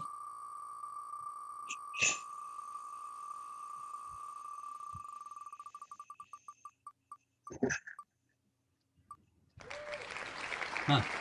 Tom Pregman. Tom, are you here? Tom is here. Tom is here. Let me get out of screen sharing here. Give me a moment.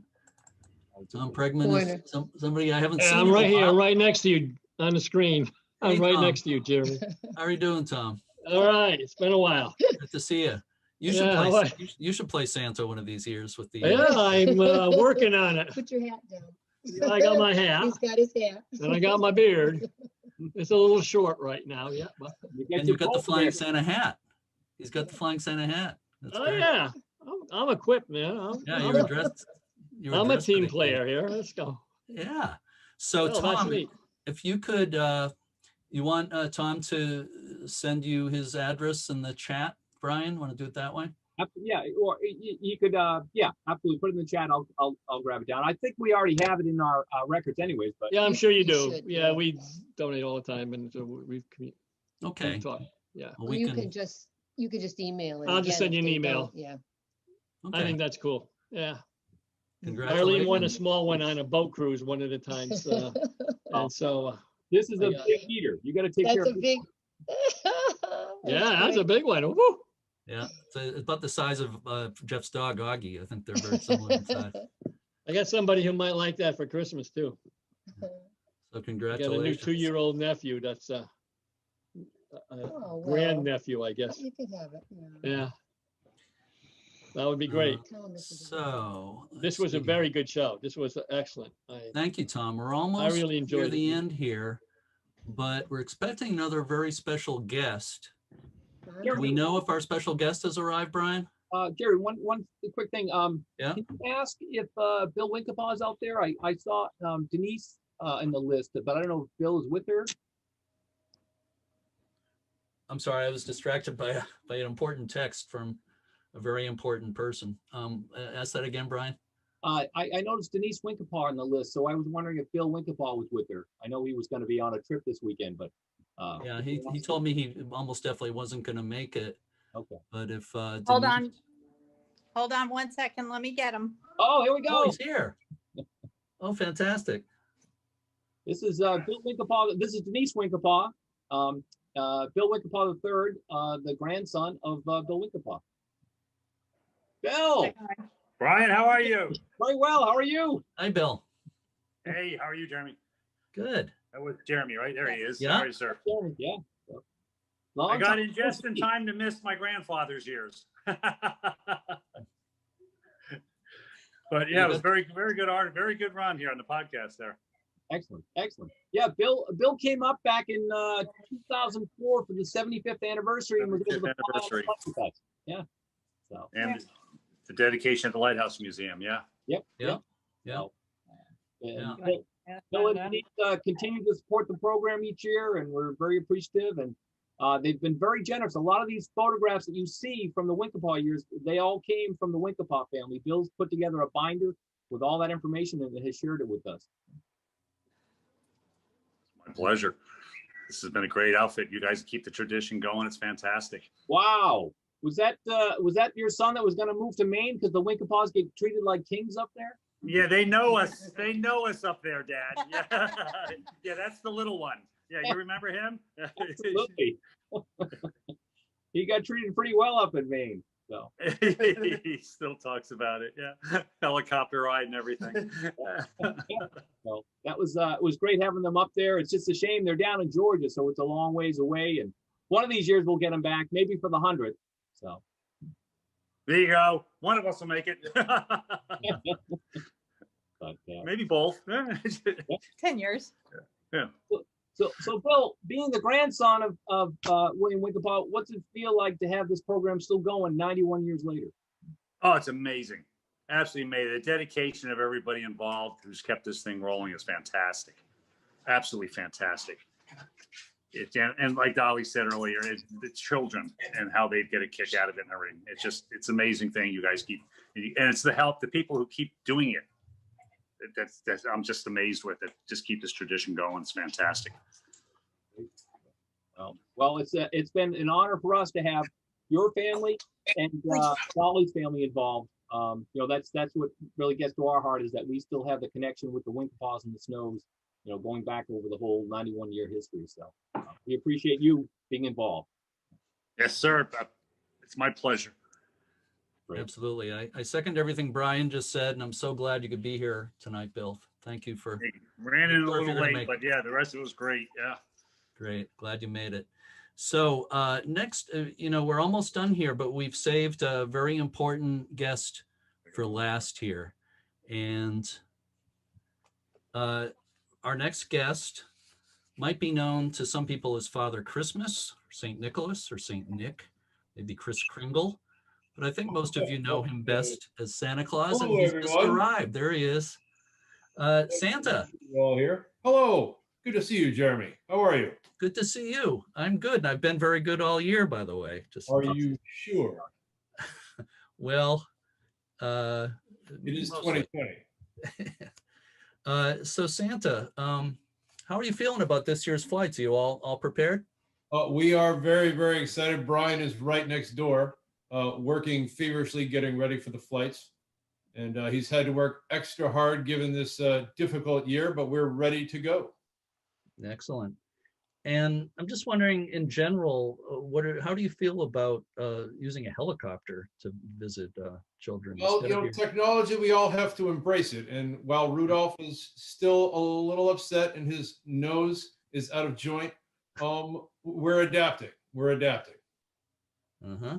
So, of course, this is kind of this takes place before Christmas, and you have a lot more work to do on Christmas. But I think these Flying Santa flights are pretty important to you. What do you enjoy most? What's the most fun part for you about the Flying Santa? It has to be the pure joy, absolute pure joy in children's eyes. Before Christmas, on Christmas, but for these Coast Guard families up and down the coast, it's the pure joy. Brian or Dolly, maybe, or Jeff? Any of you have any questions for Santa? Hello, Dolly. Santa, are you filling out that suit, or are we going to need padding this year? We're still using the padding for now. Retirement's coming. You have to work on that belly. No COVID weight, huh? You keep taking all the cookies on every flight, Brian. I should be good. Well, there won't be any cookies this year. That's the real difficult thing we're going to have to put up with. No cookies. I'm sure some elves will take good care of you. All right. As long as they're not gluten dropping on the flight. As long as they're not gluten free. All of us will have all the gluten and all the sugar. That's what keeps us going here at school. So. Well, Santa, does anybody else have any questions for Santa? Brian, Jeff, Dolly, before? I'm good. Okay. I'd like to thank Santa. Right. Santa. Thank you. What's that? Thank you for coming. Oh, absolutely. Santa. Absolutely. It's my pleasure. I wouldn't have missed it for the world. Well, thank you for doing it. What was that? Thank you for doing it. Yeah.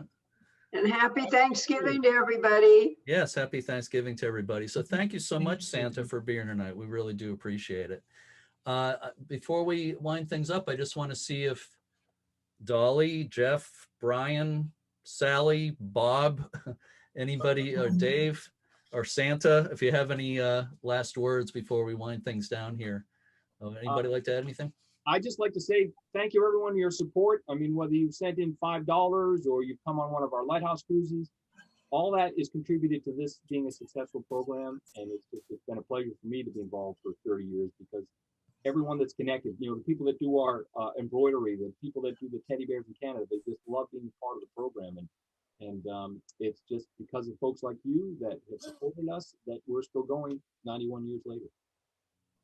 And we'll just mention again, flyingsanta.org, the website, and people can buy Flying Santa merchandise, sweatshirts, hats, hoodies, the children's book, the book Everyday Heroes, True Story of a Lighthouse Family that I co-wrote with Simon Ponsart Roberts is also And our available. Flying Santa hooded sweatshirt. Ooh. Can't get any more fashionable than that. Wow. Can you answer some of the questions that were sent in? Oh, we got questions, In the Jeremy. chat.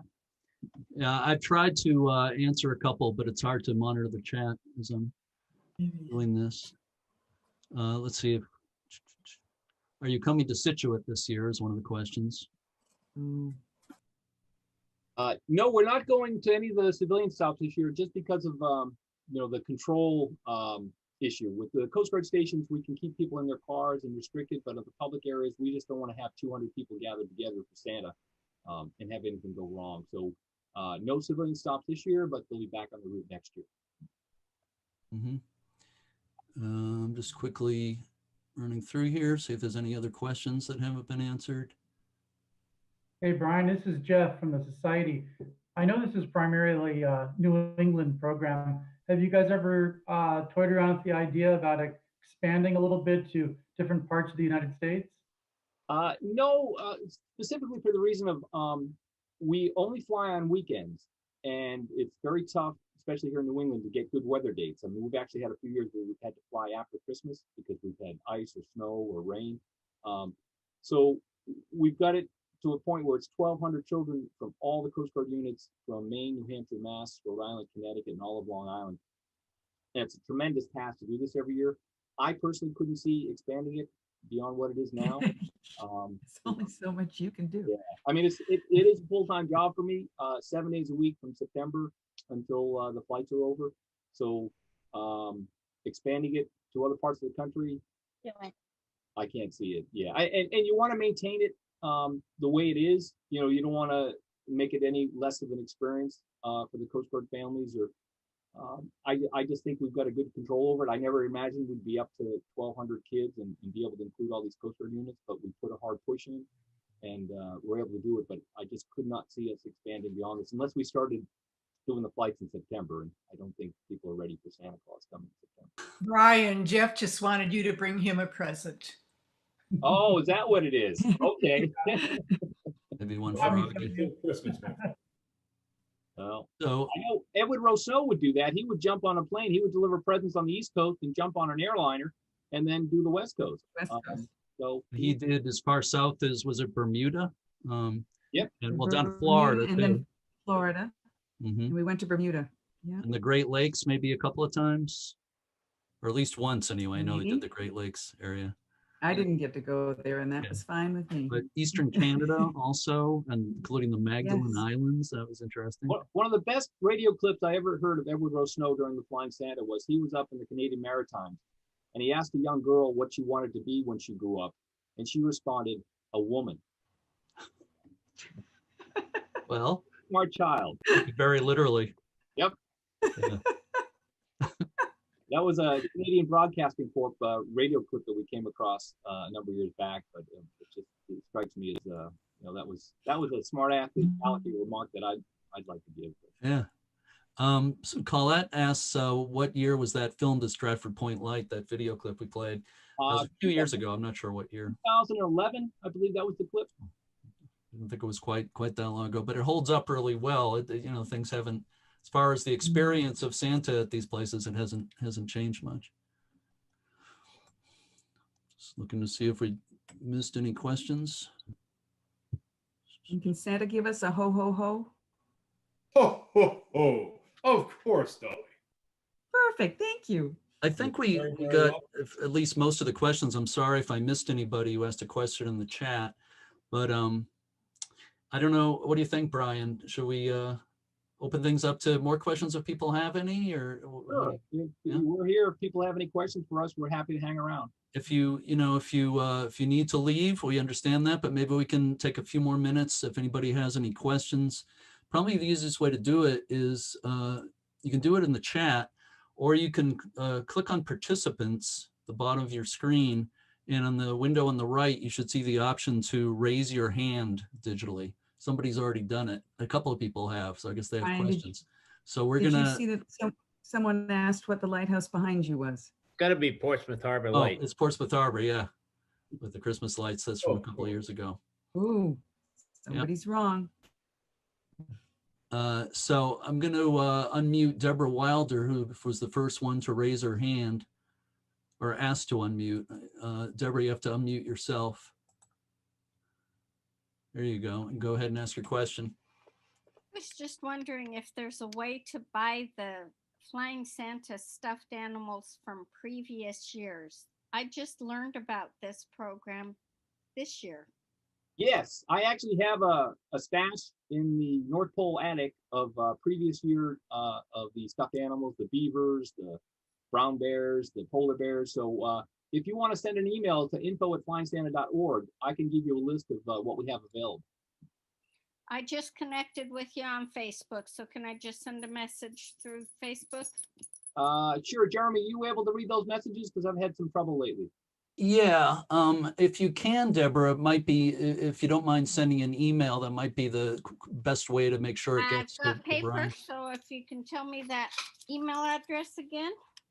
It's info, I-N-F-O, @flyingsanta.org. Thank you very much, Brian. You're welcome. Thank you, Deborah. Okay, Earl is next. And okay, go ahead, Earl. Yeah, just a question for Sally Snowman and her family. First of all, thank you for your service to our country. You have a coveted job. And I guess my question to you is, what is your most memorable event out there on the Boston Light? I mean, the oldest light in America. Flying Santa. That is the highlight of the year. That it's such a big deal for me. We really do the house up nice, and we have the coffee or cocoa on and the cookies, and we wait for the helicopter to land. And I feel like I'm a 5-year-old whenever they land. And I get paid for it. It's amazing to be at a job where I get paid to meet and greet Flying Santa and the crew. That's so fantastic. Great. Thank you, Earl. And next we have Sandra Ware has a question. You have to unmute yourself, Sandra. Go ahead. Okay. I just wanted to know if the weather has ever hindered your flights. Oh yeah. We've had many issues with weather over the years. We want to be safe, so we don't take any risks. So we did the main flight one year where we flew all the way to Jonesport, and we're making our way back to Portsmouth Harbor.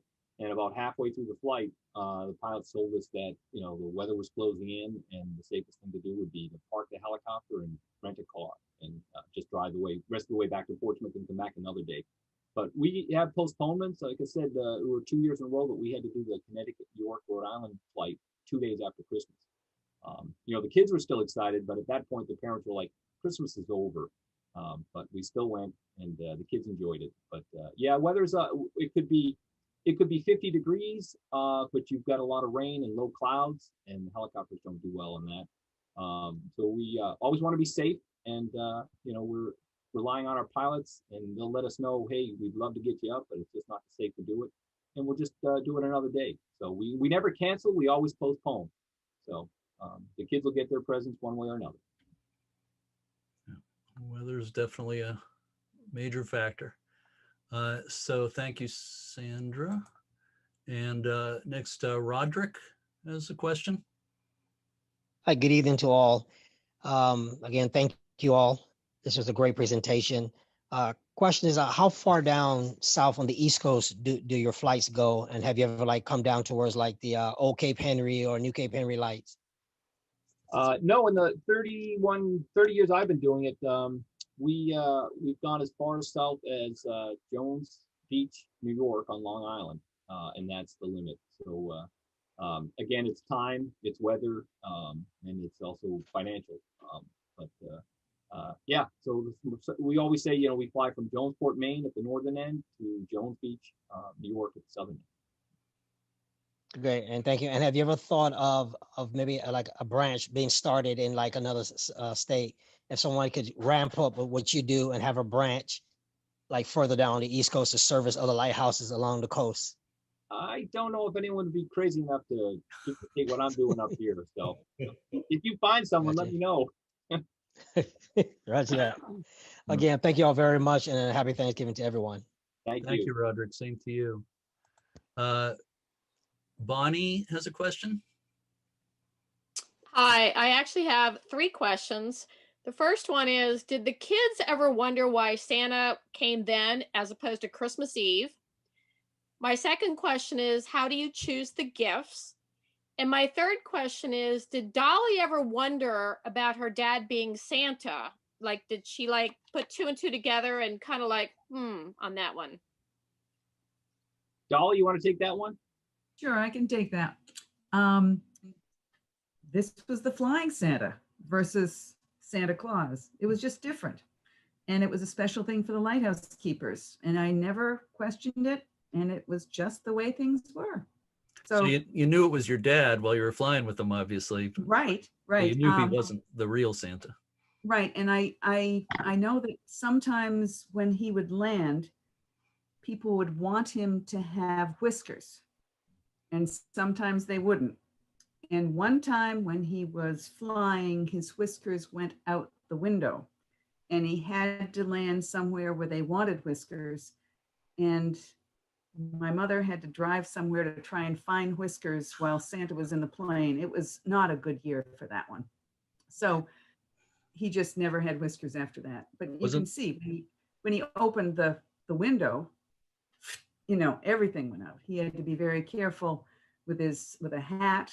And I never flew out though, the window, although I wanted to sometimes. Wasn't there a year when he got his beard or whiskers in the mail a couple of months after Christmas? Yes, right. Someone found them and sent them back. It was a nice one. Thank you for that question, but there were 2 other ones that I'm not answering. Yeah. I think one of them was, why did the kids wonder why Santa comes early for the Coast Guard kids? And it's always it's because the Coast Guard kids, are getting some special attention from Santa, and it's just to show recognition. I mean, their dedication to our country with the job that they do, and so it's just a special treat for the Coast Guard families that Santa comes a little bit early. You also asked about the toy selection. That's a pretty involved process. I mean, I test out every toy. That's one of my additional jobs is the chief toy tester with Flying Santa. And if I'm bored with it, it goes back to the store. But if I'm entertained by it, we keep it, and we get the best compliment when the parents tell us that the kid still plays with the gift they got from Flying Santa, or they still have a collection of the teddy bears they've gotten over the years. And so we want the kids to be excited about the 3 things. They're excited about Santa, they're excited about getting a gift, and they're excited about seeing the helicopter. So we want to come through on all 3. So we don't, it's not the greatest gift they'll ever but it's just a little special treat that they're excited about. And I'm there. I photograph every kid getting their gift, so I see their reaction.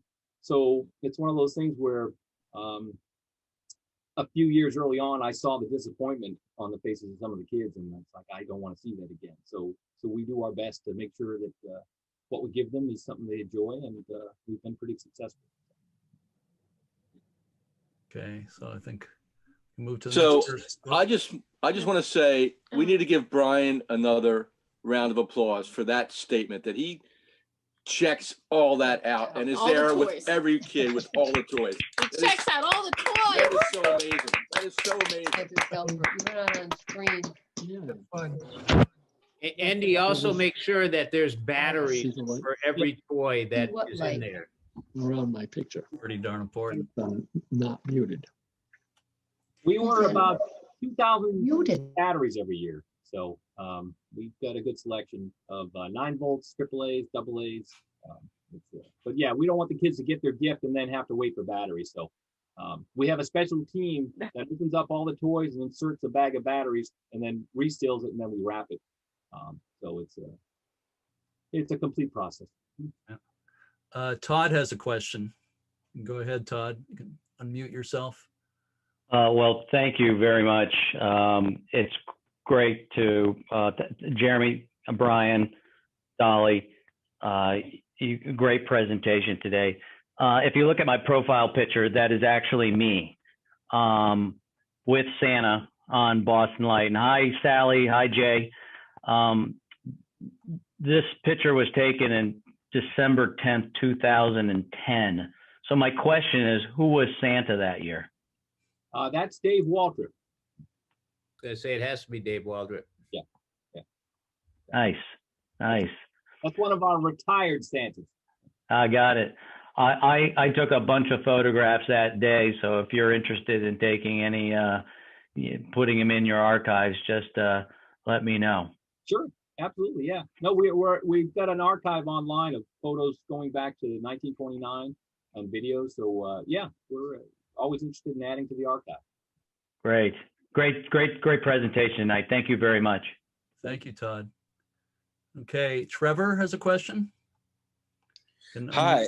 First, it was a great presentation. I had 3 questions for you. First, maybe it was covered earlier in the presentation. I didn't hear it. When did you guys switch over to a helicopter? That's the first question after using airplanes for so many years. Second question was, were you aware that you were making history all those decades, even as it was happening? You know, I'm 60 years old and I remember hearing about this. I've been a Lighthouse fan all my life, but I've heard about this even when I was a very, very small kid. It was fascinating, this idea that planes came to remote places and stuff like this. It was an electrifying idea to hear this, and it had a lot of coverage. So, I mean, I'm even here listening to this presentation. I'm very surprised that, you know, for all of the impact this has had, it's such a small operation all the way around. And you've had so much impact over the decades. So were you aware that you were making history all the while, even as you were doing it? And the third question was, how do you guys handle the basic need for, and you know, all those hours up there? How do you guys take care of the call of nature? I mean, you must have had some real difficult biological issues over there, hour after hour after hour. You know, it must be difficult. Oh, they're troopers. These are Coast Guardsmen, so they're used to being on duty, on patrol. You give them a task and they do it. So we're very fortunate to have military personnel performing as Santa, because they're used to tough conditions. I mean, they could be on their boats, you know, the SAR cases, they could be out there for extended periods, really tough conditions. So they can handle about a 10-hour day with Santa Claus. They can handle it. So they do well with it. Now you asked about when they went to helicopter. That was 1981. Edward Rowe Snow made his last flight by plane in 1980. He did a flight out to Nantucket Island from Norwood Airport, and then you know, he became ill the following year, and the Hull Lifesaving Museum filled in for him, and then took it on for many years after that when he passed away. So it was from 1980, from 29 to 1980 was airplane, except for 1 year in 1946 when they chartered a helicopter and went down to see him on Ponsard. But yeah, ever since 1981, it's been helicopters. At least part of it, I think, also was it 75? Used a helicopter. Oh, 1978. Yeah. 78. Why do I keep thinking 75 was 78? Partly because they were shooting a WGBH TV program, part of a segment for a show called Christmas Heritage. And it seemed like it was easier to use the helicopter for that. I think that was the main reason. Dolly, you might know. Yes. Yeah, because my dad didn't like it. You can see him in he's doing, you know, like, this is not what I do. Yeah. Yeah, but he was actually dropping presents out of the helicopter as opposed to later when they landed. That's what they wanted, so that's what he did. They took the door off the helicopter and flew from Massachusetts all the way to Maine with Edward Rowe Snow, who was 78 at the time, 77? 76. It's cold. Yeah. Cold. It's not good. So were you aware you were making history even as you guys were doing it? Because it sounds, you know, very, very family, just a few tight families doing this.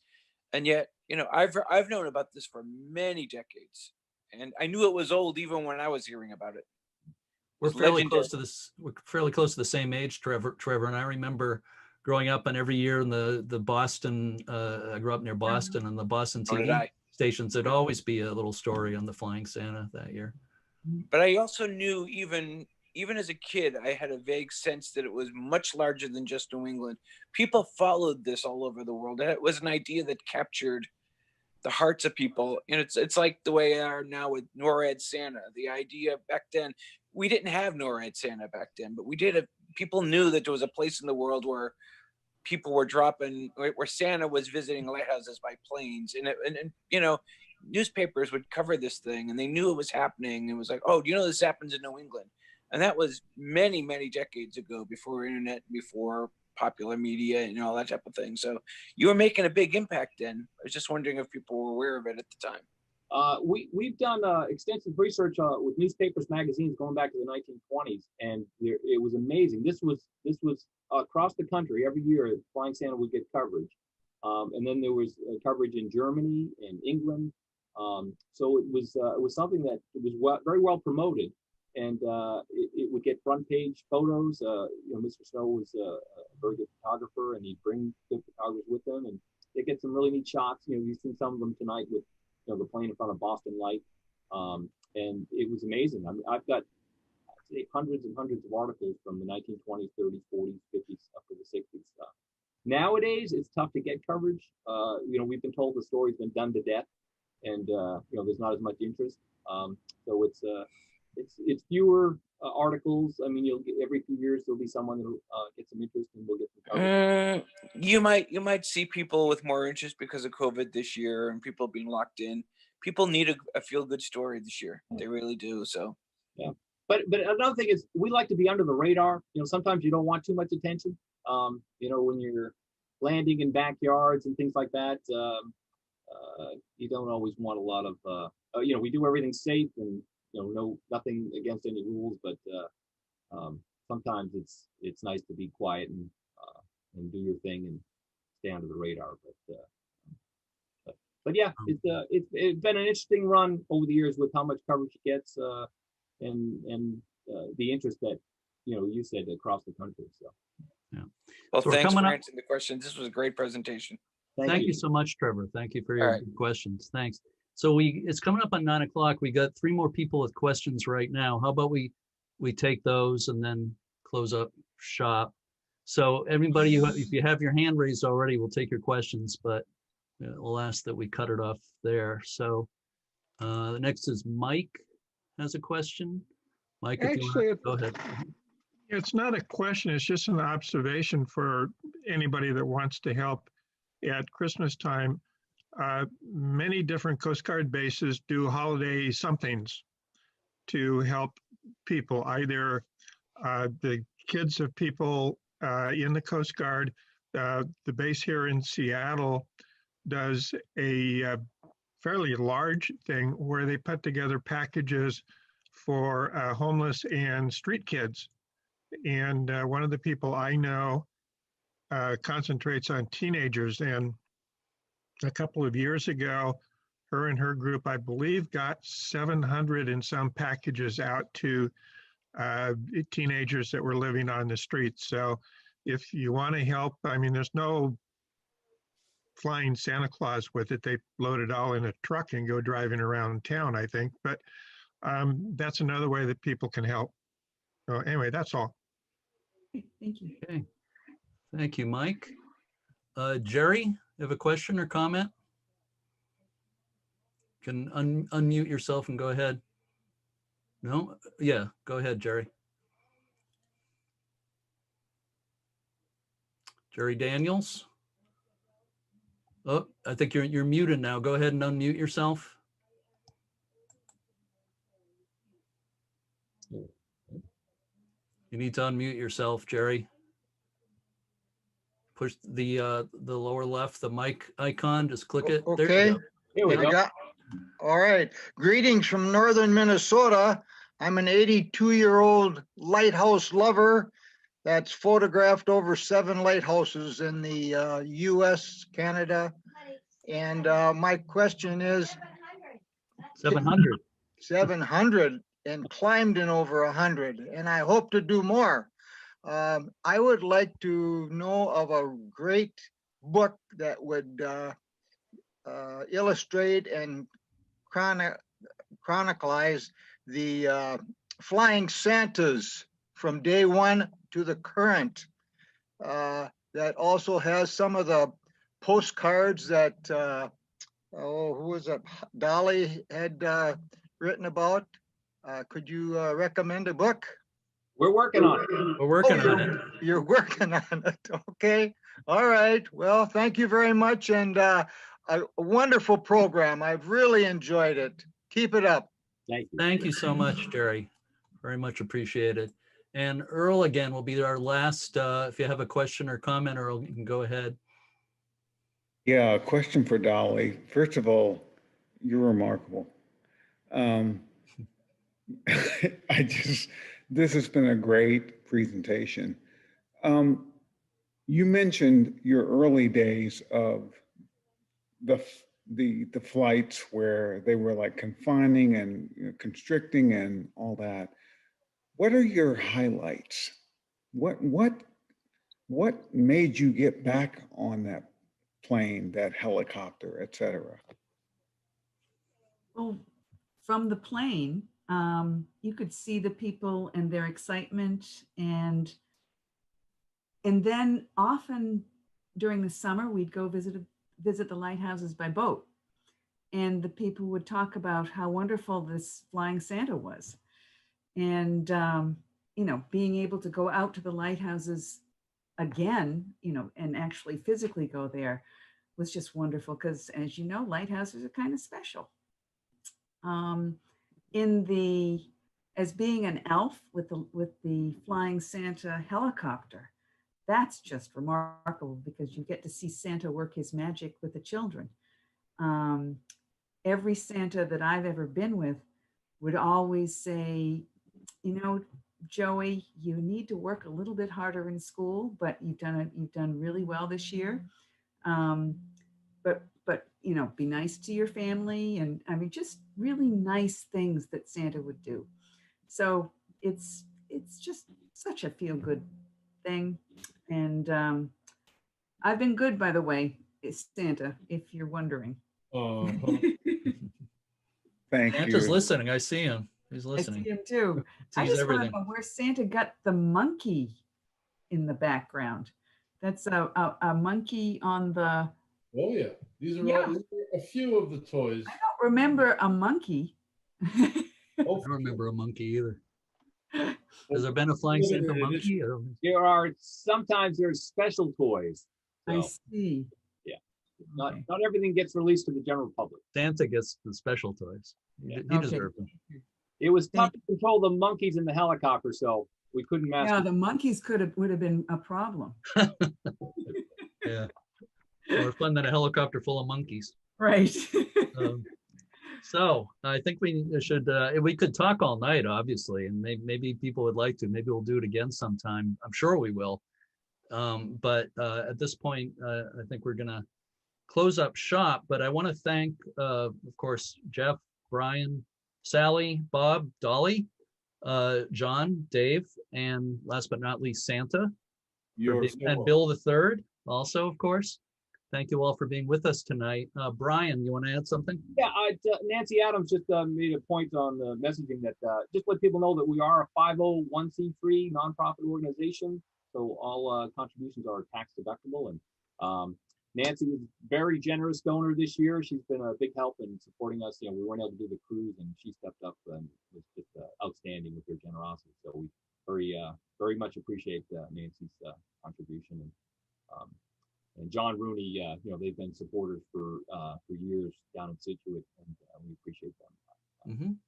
Thank you to everybody who's supported the Flying Santa. And again, flyingsanta.org. If anybody feels they'd like to help in some way, just go to flyingsanta.org. You can buy things, you can make a donation. There's all kinds of ways you can help out. If I can add, Jeremy, we have a YouTube page that's got a lot of videos. We shot GoPro for the first time last year, and we've got quite a bit of GoPro footage from the helicopter inside and out. and then video footage from the Evergrow snow years that Dolly provided us. So there's quite a bit on our YouTube channel. Just YouTube and search for Flying Santa. Yeah. Dolly, did you want to say something? Just, oh, No? Whoop, you muted yourself, I think. unmute. Okay. There you go. I wanted to thank you, Jeremy, for what you did, because this couldn't happen without, this program couldn't have happened without you. Well, thank you. It's very much my pleasure. It's the least I can do. You know, Brian does, as you know, Dolly, Brian does the lion's share by far of the work. So it's nice to be able to help out now and then. Jeff, did you want anything on behalf of the U.S. Lighthouse Society? No, that's it. I appreciated the presentation, and to me, Flying Santa just epitomizes why we're trying to preserve lighthouse history, and it's great that it's still going all these years. Yeah. Thank you, Brian. Santa, you have anything to add? Just everyone stay safe out there. Thanks for everyone attending tonight, and Merry Christmas and have a safe Thanksgiving. Thank you, Santa. Thank you so much. And to everybody, Merry Christmas, Happy Holidays, Happy Hanukkah, Happy Thanksgiving. And thank you so much for being here and for your support. Thank you, everybody.